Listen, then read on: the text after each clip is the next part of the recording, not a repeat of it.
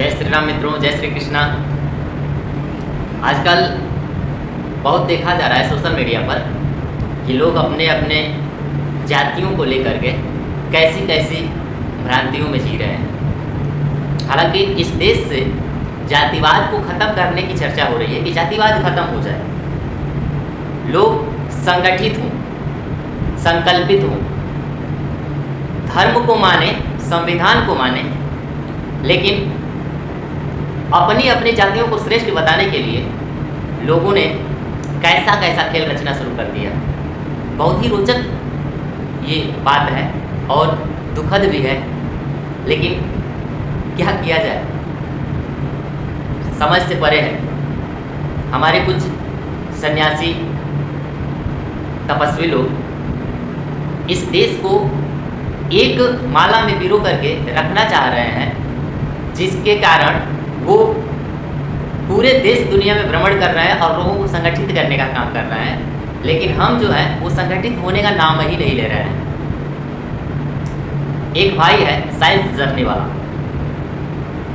वो यादव भाइयों को दलित और शूद्र बताने में लगा हुआ है।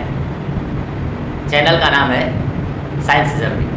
साइंस जर्नी मतलब विज्ञान की यात्रा। कितने वैज्ञानिक हैं आप, वो आपके दिमाग से पता चलता है। पढ़ना लिखना तो है नहीं, वो तर्क देना है। न साइंस के बारे में जानकारी है, न धर्म के बारे में जानकारी है, न हमारे जो वेद हैं, उपनिषद हैं, या हमारे जो धर्म ग्रंथ हैं, रामायण, महाभारत, गीता आदि, इन सब की भी जानकारी नहीं है। लेकिन उसमें से कुछ कुछ छोटी छोटी चीज़ों को निकाल करके और हमारे यादव भाइयों को बरगलाने का काम कर रहे हैं, उनको शूद्र बताने का काम कर रहे हैं। और एक हमारे प्रिय भाई ओम जी यादव जी हैं, ओम यादव करके, वो भाई जवाब दे रहे हैं इस साइंस जर्नी वाले का, या जो लोग शूद्र बताने का काम कर रहे हैं यादव भाइयों का। लेकिन एक जगह साइंस जर्नी वाले भाई ने यादव भाइयों को क्या वो उसको कहने में थोड़ा हमको हेजिटेशन हो रहा है। वो ये बताने का काम कर रहे हैं कि यदि यादव अपने आप को क्षत्रिय कहते हैं तो ये जान ले कि क्षत्रिय ब्राह्मणों की नाजायज औलाद है। तो क्या यादव भी ब्राह्मणों की नाजायज औलाद है? ये साइंस जर्नी वाले का क्वेश्चन है। और ओम भाई, ओम यादव भाई ये बताने का प्रयास कर रहे हैं कि जिस क्षत्रिय की बात ये कर रहा है वो क्षत्रिय यादव नहीं है, यादव यदुवंश से है। और जिस क्षत्रिय की बात हो रही है वो क्षत्रिय सूर्यवंश से है। जैसे कि कोई सूर्यवंशी क्षत्रिय हो सकता है, कोई चंद्रवंशी क्षत्रिय हो सकता है, यदुवंशी क्षत्रिय हो सकता है, नागवंशी क्षत्रिय हो सकता है। तो तमाम प्रकार के क्षत्रियों का जिक्र हमारे धार्मिक ग्रंथों में मिलता है। तो अगर साइंस जर्नी वाले की बात को माना जाए तो महाभारत के श्लोक के अनुसार, जिसका उदाहरण, जिसका जिक्र साइंस जर्नी वाले ने किया था कि सारे क्षत्रिय समाप्त हो चुके थे, उसके बाद जो क्षत्रिय महिलाएं थी वो ब्राह्मणों के पास गई थी संतान प्राप्ति के लिए। अब दोस्तों मैं आप लोगों को ये बताता हूं कि यहाँ पर यह बात इसकी पूरी तरह से झूठी साबित हो जाती है, क्योंकि महाभारत के ही अनुसार, भागवत पुराण के अनुसार यादव क्षत्रिय खत्म ही नहीं हुए थे। तो जब यादव क्षत्रिय खत्म ही नहीं हुए तो ब्राह्मणों के पास जाने का तो सवाल ही पैदा नहीं होता है। उदाहरण के तौर पर ये देखिए, भागवत पुराण के इस श्लोक को देखिए। इस श्लोक में साफ साफ ये बताया गया है कि यादव बच गए थे, उन्हीं के वंश के राजा वज्रनाभ बने थे। ये खुद हमारी धार्मिक पुस्तक बोल रही है। अगर यादव खत्म हो जाते तब तो उसकी बात को मान लेते, लेकिन यदुवंशी क्षत्रिय खत्म ही नहीं हुए थे, बच गए थे। इसका एक और जिक्र मिलता है महाभारत के मूसल पर्व में। साइंस जर्नी वाले भाई थोड़ा महाभारत का मूसल पर्व जाकर देख लेना। मूसल पर्व में भी साफ साफ लिखा हुआ है, द्वारिका से लौटकर जब अर्जुन आ रहे थे स्त्रियों को, महिलाओं को लेकर, तो अपने हजारों यादव स्त्रियां बची थी, बच्चे बचे थे, उनको पंजाब के क्षेत्र में उनको बसाया गया था। तो अगर यादव स्त्रियां खत्म ही नहीं हुई थी, यादव खत्म ही नहीं हुए थे, तो ब्राह्मणों के पास जाने का सवाल ही पैदा नहीं होता। और जब ब्राह्मणों के पास सवाल जाने का पैदा होता ही नहीं है तो यदुवंशी क्षत्रिय ब्राह्मणों की नाजायज संतान है, ये तर्क अपने आप में खोखला और झूठा साबित हो जाता है। हो सकता है वहां पर जिन क्षत्रियों की बात की गई हो वो सूर्यवंशी क्षत्रिय हों, क्योंकि यदुवंशी क्षत्रिय खत्म नहीं हुए थे। मेरे प्यारे दर्शकों मित्रों, आप बताइए कि यहाँ पर ओम यादव जी बोल रहे हैं कि हो सकता है कि सूर्यवंशी क्षत्रिय थे। आप बताइए, थोड़ा और पहले हम जाते हैं रामायण काल में, सतयुग में भगवान राम भगवान श्री कृष्ण से पहले के हैं और वहाँ पर रामचंद्र जी सूर्यवंशी थे। और इन दोनों लोगों को मैं कह रहा हूँ कि रामायण को भी बढ़िया से पढ़ें। साइंस जर्नी वाले और द ओम यादव शो, ओम जी यादव भाई, आप भी रामायण बढ़िया से पढ़िए, सभी ग्रंथों को बढ़िया से पढ़िए, क्योंकि कहीं भी रामचंद्र जी के साथ परशुराम जी का युद्ध हुआ ही नहीं था। और जब राम जी परशुराम जी के बीच युद्ध नहीं हुआ था तो परशुराम जी सूर्यवंशियों को कहाँ नष्ट किए थे? यानी संपूर्ण रूप से नष्ट नहीं किए थे, किसी रीजन विशेष में संपूर्ण रूप से नष्ट किए थे, लेकिन हर जगह का पूरे पृथ्वी का नहीं हुआ था, क्योंकि कहीं भी ऐसा वर्णन नहीं मिलता है कि सूर्यवंश में पैदा हुए श्री रामचंद्र जी के साथ परशुराम जी का युद्ध हुआ हो। तो यहाँ पर दोनों लोग एक्सपोज हो रहे हैं। सीता स्वयंवर वाला प्रसंग आप याद कीजिए और उसमें पढ़िए, वहां पर स्पष्ट है। आप लोग इस बात का भी ध्यान दीजिए कि श्री रामचंद्र जी जो सूर्यवंशी थे, परशुराम के सामने आए थे। आप लोग किस दिमाग के हैं? थोड़ा सा अपना दिमाग यहां भी लगाइए कि परशुराम के सामने आमना सामना हुआ था। आपको याद होगा मां जानकी का जब स्वयंवर हो रहा था और शिव जी का धनुष प्रत्यंचा चढ़ाते समय टूट गया था और उस टूटने की आवाज़ भगवान परशुराम के कानों तक गई। गुस्से में लाल भगवान परशुराम जी जनकपुर पहुँचे और वहाँ पर लक्ष्मण जी से दोनों की वार्तालाप हो रही। लक्ष्मण जी भी इधर से गुस्से में लाल और उधर से परशुराम जी भी गुस्से में लाल। और यहाँ पर राम जी जो सूर्यवंशी थे, बहुत ही सरलतापूर्वक एक ब्राह्मण का, एक महर्षि का सम्मान करते हुए उन्हें कितने प्रेम से मना लेते हैं। तो जब क्षत्रियों का समूल नाश हो गया था तो फिर राम जी सामने ही थे। राम जी को तो उन्होंने मारा नहीं, लक्ष्मण जी को तो उन्होंने मारा नहीं, तो फिर कैसे कह सकते हैं? हाँ, ये बात जरूर है कि क्षत्रियों का उन्होंने नाश किया था, लेकिन एक एरिया होती है, क्राइटेरिया होती है, एक क्षेत्र होता है। उस क्षेत्र में, जिस क्षेत्र में परशुराम जी रहते थे, उस क्षेत्र के क्षत्रियों को उन्होंने मारा था। आपको ये भी पता होना चाहिए कि कुछ क्षत्रिय वहां से दूर भी रहते होंगे या कुछ क्षत्रिय भाग करके अपना जान भी बचा लिए थे। तो ये कैसे आप कह सकते हैं, कैसे ये तर्क दे सकते हैं? ये तो कुतर्क हुआ ना कि जो व्यक्तियों का आमना सामना हुआ वहां पर कोई लड़ाई नहीं हुई, वहां पर कोई मार झगड़ा नहीं हुआ। श्री राम जी सूर्यवंश के ही थे। चंद्रवंशी तो इन लोगों को कहा जाता है, यदुवंशी, चंद्रवंशी, यादव क्षत्रियों को कहा जाता है। यादव भी क्षत्रिय हैं। जो श्री कृष्ण भगवान थे वो यदुवंश के ही थे, वो भी क्षत्रिय थे। आजकल जातिवाद इतना फैल रहा है कि लोग अपने अपने जातियों को श्रेष्ठ बताने में लगे हुए हैं। अरे भाई, सभी जातियां श्रेष्ठ हैं। कौन ऐसी जाति है जिसमें श्रेष्ठता नहीं है? पढ़ो, लिखो, मानो। हम कहते हैं कि वर्ण आश्रम के आधार पर लोगों को क्यों छोटा किया गया, लोगों को क्यों बड़ा किया गया? तो भाई, जो जैसा काम करता है, जितनी जिसकी बुद्धि होती है, जितना जिसका कर्म होता है, उसके आधार पर ही उसकी कैटेगरी तय की जाती है। आज भी वो व्यवस्था है। अगर नहीं होती तो फिर किसी ऑफिस में कोई अधिकारी साहब कहलाता है और उसी ऑफिस में एक पानी देने वाला चपरासी क्यों कहलाता है? उसमें लिपिक का काम करने वाला बाबू क्यों कहलाता है? किसी को हम क्लर्क कहते हैं, किसी को चपरासी कहते हैं, किसी को साहब कहते हैं। क्यों कहते हैं साहब? मतलब कि सब बड़े हैं तो सभी साहब कहलाएं। कोई पानी देने वाला क्यों वहां पर आता है? जिसको प्यास लगी वो जाकर के पानी पिए, क्यों चपरासी की नियुक्ति की जाती है? ये बताइए। योग्यता जिसकी जितनी होती है उसके हिसाब से ही उसको पद दिया जाता है, उसका नाम रखा जाता है। योग्यता नहीं रहेगी तो फिर आपको डीएम कैसे बना दिया जाएगा? आपको एसडीएम कैसे बना दिया जाएगा? बताइए। योग्यता के आधार पर ही सारी चीज़ें निर्धारित पहले भी की जाती थी, जो मनुस्मृति के अनुसार होता था, और आज भी की जाती है, जो भारतीय संविधान के अनुसार किया जाता है। तो फिर कहाँ फर्क है? मुझे तो कोई फर्क नहीं दिखता है। आप लोगों से विनम्र निवेदन है कि कृपया ऐसे जातिवादी को आप लोग बढ़ावा न दीजिए। ओम भाई जी, आपने अपने चैनल पर एक लिखा है जातिवादी बनो।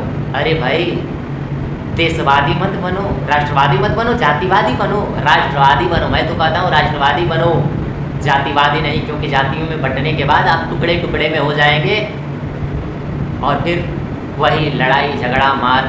राजपूतों का इतिहास वही रहा है, आप देख चुके हैं। चाहे वो कोई भी राजपूत हो, चौहान राजपूत हो, यादव राजपूत हो, क्षत्रिय राजपूत हो, अलग होने का ही कारण था कि मुगलों ने राज किया, उसके बाद अंग्रेजों ने राज किया। सभी अपने कर्म के आधार पर होते हैं। आप उच्च कर्म कीजिए, आप पढ़िए लिखिए, शिक्षा को प्राप्त कीजिए, अपनी बुद्धि को बढ़ाइए, बुद्धि का विकास कीजिए, आप खुद ही उच्च कुल के हो जाएंगे। क्या कहें, मुझे तो बहुत दुख होता है ये सब देख करके। लोग तरह तरह के तथ्य देते हैं जो तथ्य नहीं होते हैं, झूठे तथ्य होते हैं, शायद उसमें लगाते हैं। अरे शायद लगाते हैं, शायद का मतलब जानकारी नहीं है। जैसा कि ओम यादव जी कह रहे हैं कि शायद परशुराम जी ने जिन क्षत्रियों को मारा था शायद वो सूर्यवंश के क्षत्रिय हों। अरे भाई, क्षत्रिय का मतलब क्षत्रिय होता है, वो चाहे सूर्यवंश का हो, यदुवंश का हो, चौहान क्षत्रिय हो, कोई भी हो जो अपने आप को क्षत्रिय कहते हैं, वो कोई भी क्षत्रिय हो। क्षत्रिय तो क्षत्रिय होता है। तो फिर शायद सूर्यवंश के कैसे? क्योंकि यहाँ तो प्रमाणित होता है कि जब आमने सामने राम और परशुराम का सीता स्वयंवर में सामना हुआ था, तो वहाँ पर तो परशुराम ने नहीं मारा। विनम्रता से राम जी के आग्रह पर वो वहाँ से चले गए। तो कैसे सूर्यवंश का इस धरती से नाश हुआ? नहीं हुआ ना। तो नहीं हुआ तो फिर आप कैसे कह सकते हैं कि शायद वो सूर्यवंश के क्षत्रिय हों जो इस धरती से समाप्त हो गए थे? जबकि स्पष्ट दिखाई दे रहा है कि आमने सामने जब दोनों हैं और उनकी कोई लड़ाई नहीं हुई, तो फिर समाप्त कहाँ से हो गए? कहीं ये प्रमाण नहीं है कि श्री रामचंद्र जी को या उनके वंशजों को नष्ट कर दिए परशुराम जी। जब नष्ट नहीं किए तो इसका मतलब स्पष्ट है कि सूर्यवंश था। तो जो नाजायज औलाद बता रहे हैं क्षत्रियों को, उन्हीं के जायज होने पर तो मुझे शंका हो रही है कि वही नाजायज है। क्योंकि अब मैं इससे ज़्यादा नहीं कहूँगा। तो भाई साहब, साइंस जर्नी वाले, आप थोड़ा होमवर्क करके और तब वीडियो बनाइए। एक छोटी छोटी चीज़ों को काट करके नहीं, पहले पूरा पढ़ो, जो भी पढ़ना है पूरा पढ़ो, वेद पूरा पढ़ो, उपनिषद पूरा पढ़ो, गीता पूरा पढ़ो, महाभारत पूरा पढ़ो, रामायण पूरा पढ़ो, चाहे वो तुलसीकृत रामायण हो या महर्षि वाल्मीकि कृत रामायण हो, महाभारत हो, गीता हो, जहाँ से भी तुम तथ्य को लाते हो, पहले उसके पूरे श्लोक हैं, उन सभी श्लोक को पढ़ो। पढ़ करके उसके गहराई में जाओ, समझो। जातिवाद करने के लिए छोटी छोटी चीज़ों को काट करके मत लाओ क्लिप बना करके। तुम यादव भाइयों को शूद्र कहते हो, कैसे वो शूद्र हो गए? मानसिकता यही तो है शूद्र, यही मानसिकता है। इसी मानसिकता के आधार पर ही लोगों को कैटेगराइज किया गया था। आज भी देख रहे हो कि जिसकी जितनी ज्ञान होती है, जितनी बुद्धि होती है, उसके आधार पर उनको नौकरी दी जाती है या उनको पद दिया जाता है। जो अधिक बुद्धि वाला है, अधिक जानकार है, उसको उच्च पद मिलता है। जो कम बुद्धि वाला है, कम जानकार है, उसको निम्न पद मिलता है। वही पानी पिलाने वाला, झाड़ू लगाने वाला पद, जिसको हम चपरासी कहते हैं। कितनी बुद्धि होती है? बस मानसिकता ही शूद्रता को प्रदर्शित करता है, अन्यथा कोई शूद्र नहीं है, कोई ब्राह्मण नहीं है, ना ही कोई क्षत्रिय है, ना ही कोई वैश्य है। जो जैसा काम करता है उसी के आधार पर है, वो सही दिया गया था। इस तथ्य को समझो, इस बात को समझो। तो आप दोनों लोगों से आग्रह है कि कृपया जातिवाद न करें और धर्म परिवर्तन कराने का ये जो तुम साइंस जर्नी वाले भाई प्रक्रिया अपना रहे हो, ये बहुत ही गलत है और तुम्हारे लिए भी घातक है भाई। देश के लिए तो घातक है ही है, ये समझ लो। महात्मा बुद्ध के बारे में पूरा पढ़ा नहीं, बौद्ध बनाने सबको चल दिए। बौद्ध अच्छा धर्म है, मैं इस बात को मानता हूँ, लेकिन उसके कर्मों को तो करो। कुछ लोग कहते हैं धर्म धर्म धर्म धर्म नहीं, मत मानो मत मानो। अरे भाई कौन मान रहा है? अगर तुम नहीं मान रहे हो तो फिर बौद्ध धर्म को क्यों अपना रहे हो? धर्म कोई भी बुरा नहीं है। अगर बुरा है तो आदमी बुरा है, आदमी सही रहे तो सभी धर्म सही है। तो जब तुम खुद सही नहीं हो तो किसी भी धर्म में जाओगे तो कैसे सही हो जाओगे? हमको ये बता करके थोड़ा दिखा दो। सभी लोग ये जानते हैं कि जो आज के ईसाई है और आज के बौद्ध है वो कौन है। तो फिर लोगों के नज़र में या लोगों के दिमाग में जो माइंड सेट है, चाहे तुम किसी भी धर्म में चले जाओ, उसके लिए तुम वही रहोगे। धर्म परिवर्तन कर लेने से तुम बदल नहीं जाओगे जब तक कि अपनी बुद्धि को तुम नहीं बदलोगे, अपनी मानसिकता को नहीं बदलोगे। अगर मानसिकता तुम्हारी शुद्र वाली है तो तुम किसी भी धर्म में जाओगे शुद्र ही रहोगे। इससे तुम ऊपर नहीं उठ सकते हो।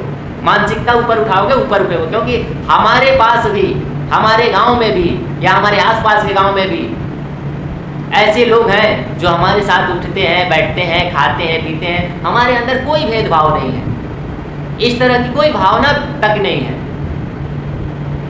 एक साथ खाते हैं, एक ही थाली से खाते हैं, हम तो भेद नहीं करते हैं क्योंकि उनके पास बुद्धि है, तो हम उनकी बुद्धि का कद्र करते हैं।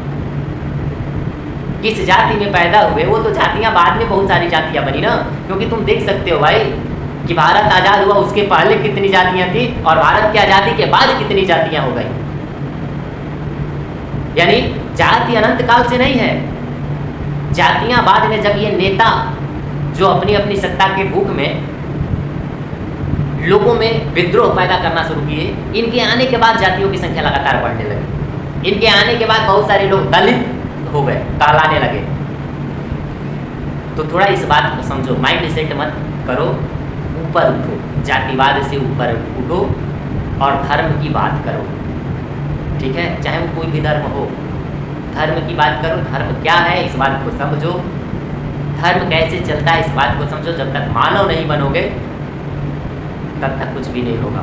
लोगों को परिवर्तन कराने के चक्कर में तुम क्या क्या कहते हो भाई, ऐसा मत करो। और दर्शकों से मैं आग्रह करता हूँ और उम्मीद भी करता हूँ पूर्ण विश्वास के साथ कि ऐसे लोगों के चंगुल में आप लोग नहीं आएंगे, नहीं तो ये आपको बर्बाद कर देंगे। आप खुद सोचिए, जिन विषयों पर ये छोटे छोटे क्लिप लेकर के आते हैं उस विषय को आप पूरा पढ़िए और पूरा पढ़ने के बाद खुद निर्णय कीजिए कि क्या सही है क्या गलत है। अगर आपको नहीं समझ में आता है तो 10 लोगों से पूछिए जब तक कि संतुष्टि न मिल जाए, केवल एक आदमी से नहीं।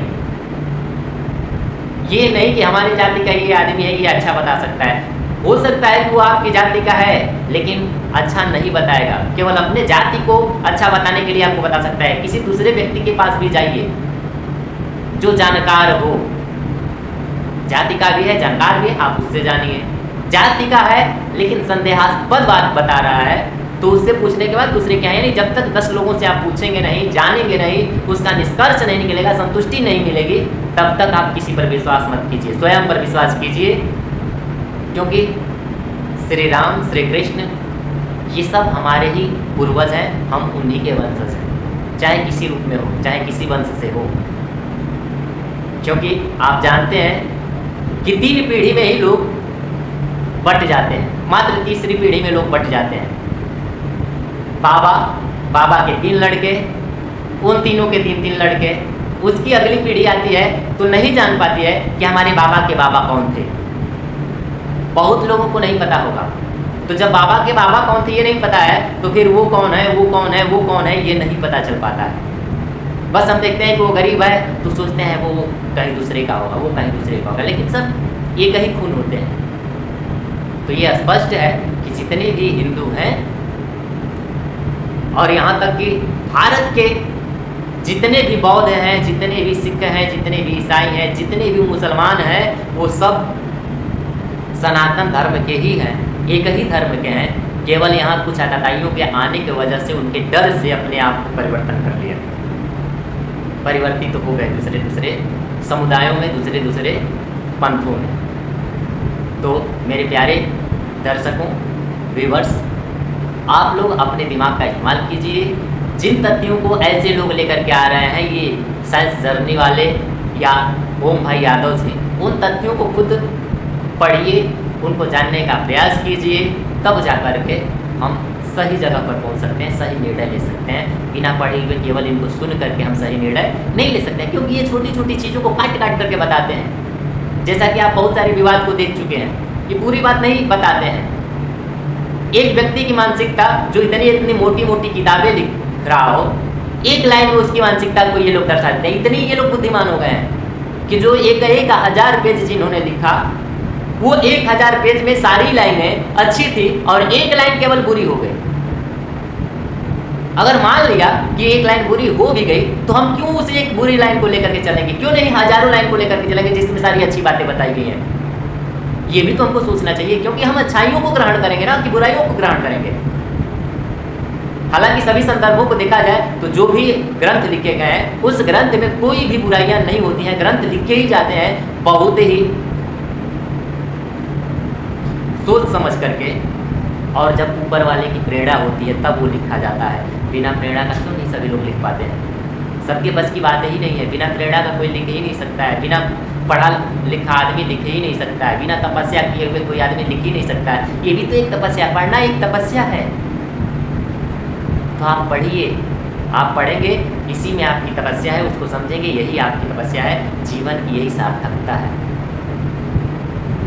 नमस्कार, जय हिंद, भारत माता की जय।